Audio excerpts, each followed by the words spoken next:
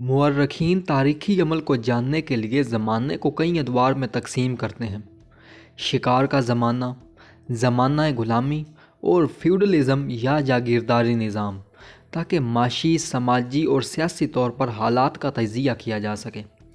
Feudalism بھی خاص حالات کے تحت پیدا ہوا، جس میں پیداواری ذرائع صرف چند ہاتھوں میں محدود رہے، جس سے معاشرہ مختلف طبقات میں تقسیم ہوا۔ طبقاتی مفادات کو پورا کرنے کے لیے اس ادارے نے مذہبی، سماجی اور تہذیبی روایات کو پروان چڑھایا جو ان روایات کا تحفظ کر سکے۔ ہر ادارہ اور روایات حالات کے بدلتے تقاضوں کے تحت اپنی بقا کے لیے جدوجہد کرتے ہیں، لیکن جب ان کی افادیت ختم ہو جاتی ہے تو ہر ادارہ اپنی رنگینیوں کے باوجود دم توڑ جاتا ہے۔ فیوڈلزم بھی جن حالات کے تحت پیدا ہوا تھا، اس کی شکل وقت کے ساتھ بدلتی رہی اور اپنی بقا کے لیے نئی روایات کو اپنے اندر ڈھالتا رہا۔ جب اس کی کوکھ سے نیا نظام پیدا ہوتا ہے، وہ ان روایات و اقدار کا خاتمہ کر دیتا ہے۔ کبھی اسے حالات کے دباؤ کے تحت آہستہ آہستہ ختم کیا جاتا ہے، تو کبھی انقلاب کے ذریعے یکدم ختم کر دیا جاتا ہے۔ کئی ملکوں میں صنعتی تبدیلیوں اور جدیدیت نے فیوڈلزم کا خاتمہ کر دیا ہے۔ اس لیے ہم تاریخ سے جاگیرداری نظام کا مطالعہ کرتے ہیں اور جاننے کی کوشش کرتے ہیں کہ فیوڈلزم کیا ہے۔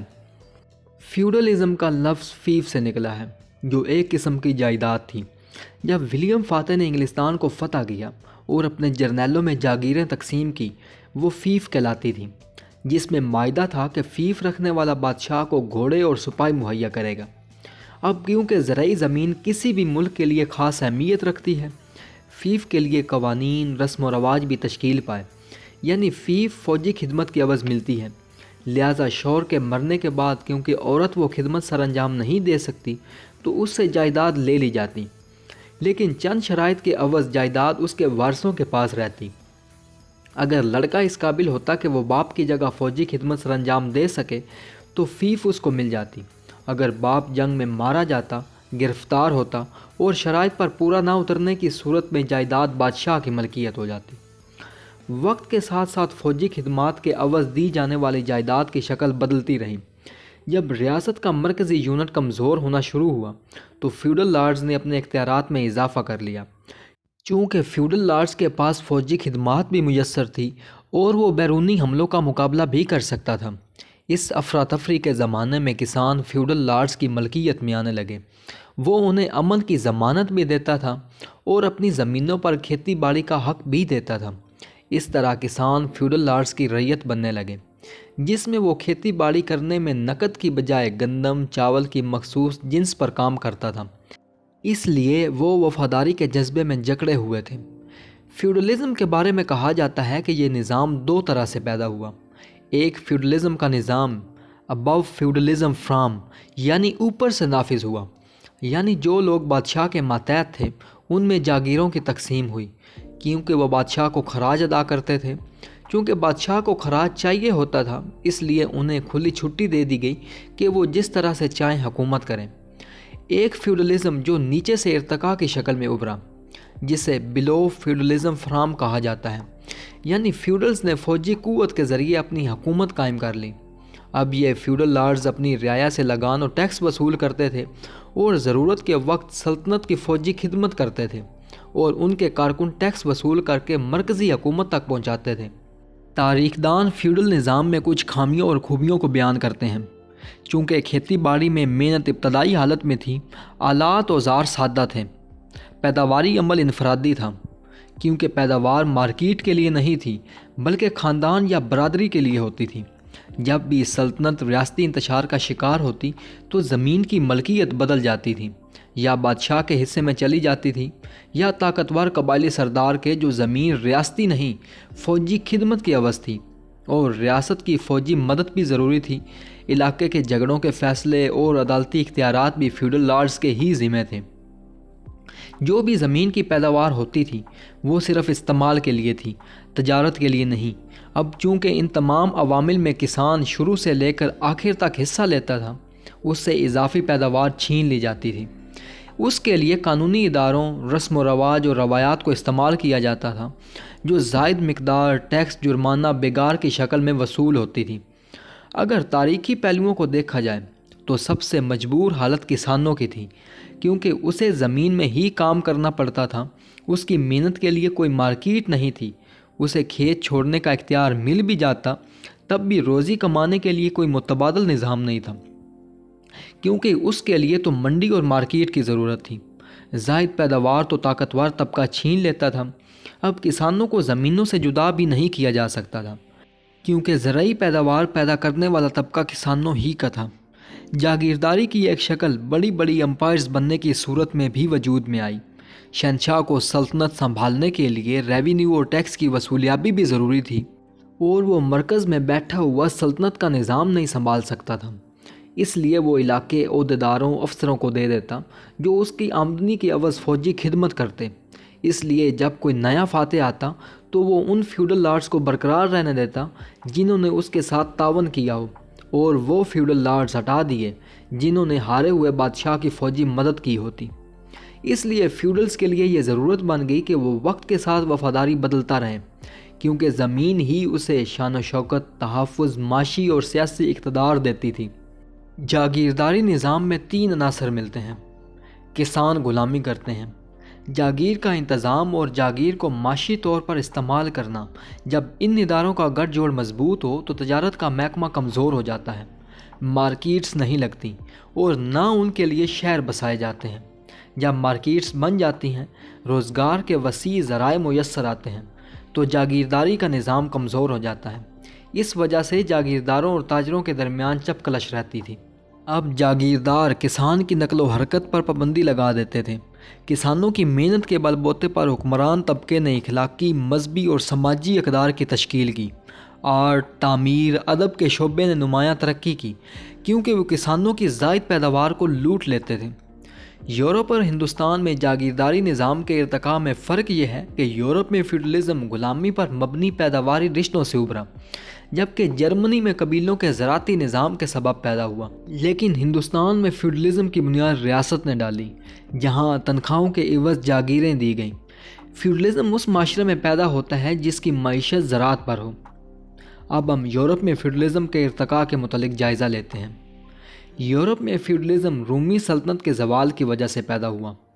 जर्मन कबाइल ने फतूहात हासिल की, उन्हें पुराना निज़ाम तोड़कर नए निज़ाम के लिए यानी पैदावारी ज़राए के लिए तश्कील करना थी।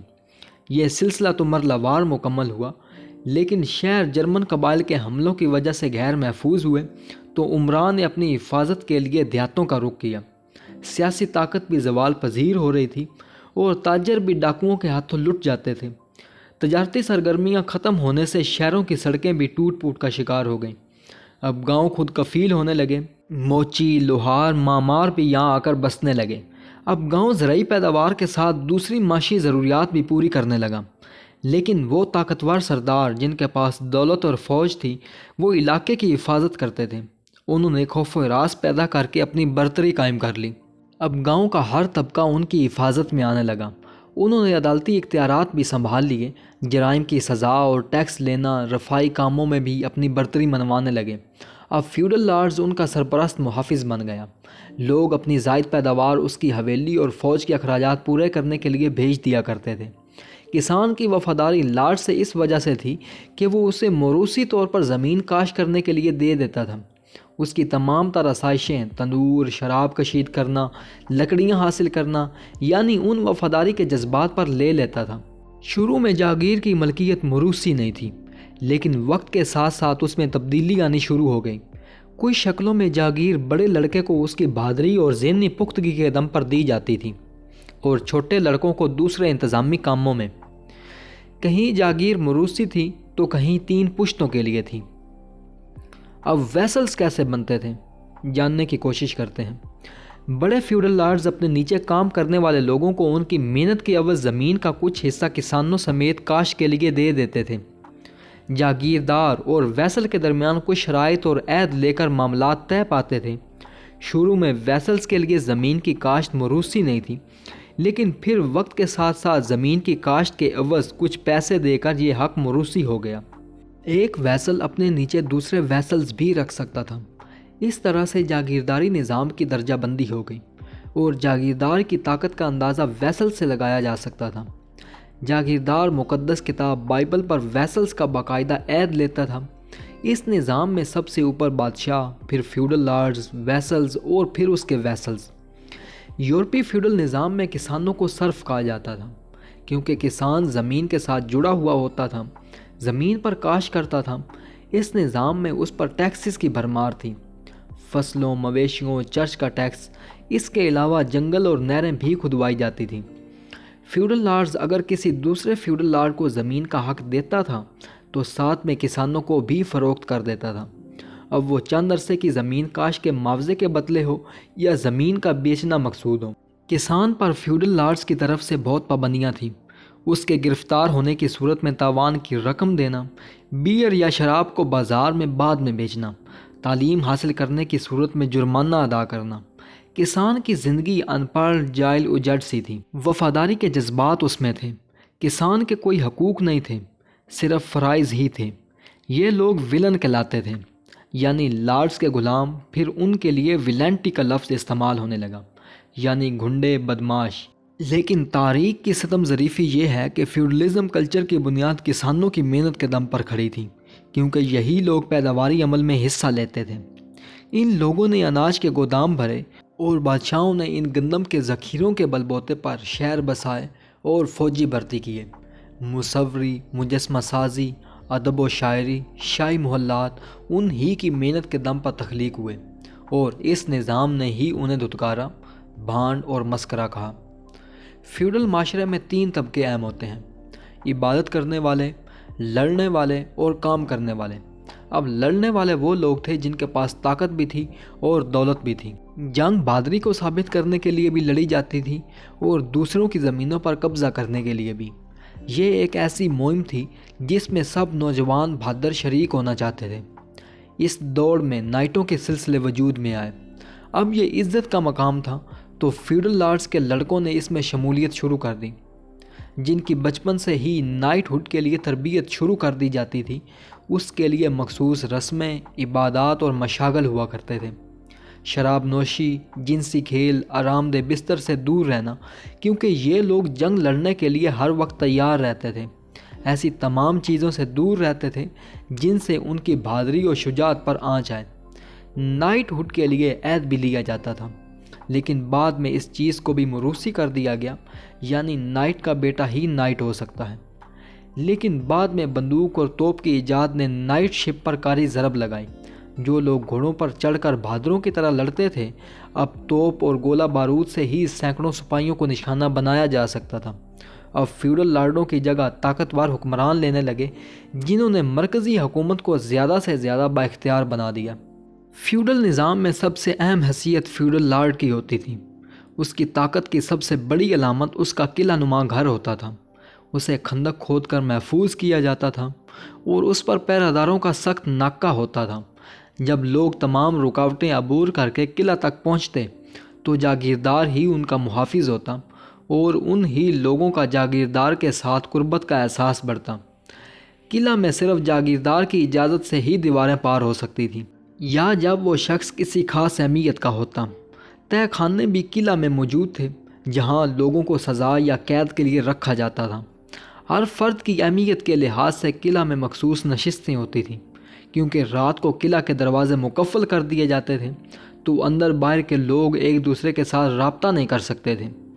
قلعہ میں بڑا ہال اجتماعی سرگرمیوں کے لیے جانا جاتا تھا، جہاں دوست مہمان لارڈ سے ملاقات کا شرف حاصل کرتے تھے۔ یہاں پر ہی جاگیر کا تمام تر انتظام ہوتا تھا۔ برج طاقت کی علامت تھا، جہاں سے حملے کے وقت قلعہ کی حفاظت ہوتی تھی۔ بڑے جاگیردار اپنے خاندانی شجرے رکھتے تھے، جو ان کے لیے عزت افزائی کی بات تھی۔ یورپی فیوڈل معاشرے میں عورت کا رتبہ پسماندہ تھا۔ عورت کے لیے ضروری تھا کہ وہ اپنے لباس، گفتگو اور طرز عمل پر توجہ دے، تاکہ اسے دیکھ کر مرد کے جذبات نہ بھڑکیں۔ اس وجہ سے اس کا لباس بھاری بھرکم ہوتا تھا، اسے تمام برائیوں کی جڑ سمجھا جاتا تھا۔ اس کے لیے گھر سے باہر نکلنے کی اجازت نہیں تھی، فیشن اختیار کرنے کی، میک اپ کرنے، اونچی اور ہنس کے بات کرنے کی، کیونکہ اس سے فیوڈل معاشرے میں یہ تاثر جاتا تھا کہ عورت میں کوئی شرم و حیا نہیں ہے۔ چونکہ اسے گھر سے باہر نکلنے کی اجازت نہیں تھی، اس لیے وہ صرف فارغ وقت میں مذہبی کتابوں کا مطالعہ ہی کر سکتی تھی۔ عورتوں کے ذمہ بچوں کو پیدا کرنا، نگہداشت کرنا، گھر کی دیکھ بھال، شوہر جنگ میں گرفتار ہو جائے تو اس کے لیے تاوان کی رقم ادا کرنا، اور جنسی تعلقات سے پرہیز کرنا تاکہ خون میں ملاوٹ نہ ہو جائے۔